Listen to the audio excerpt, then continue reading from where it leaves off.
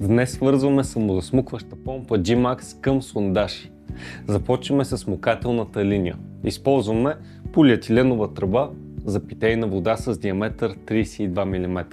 В долния край монтираме адаптор Елизе 32 мм към 1 цол. След което добавяме месингов възвратен клапан с метален диск. Той задържа водата в системата и гарантира по-лесен старт на помпата при всяко включване.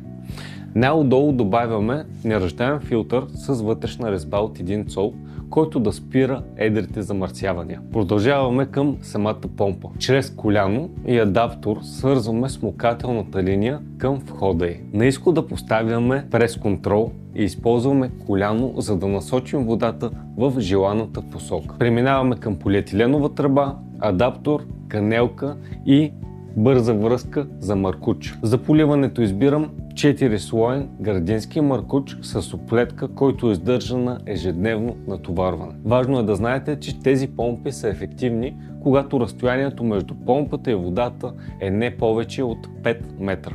Ако нивото при вас е повече, по-добре заложете на потопяем модел.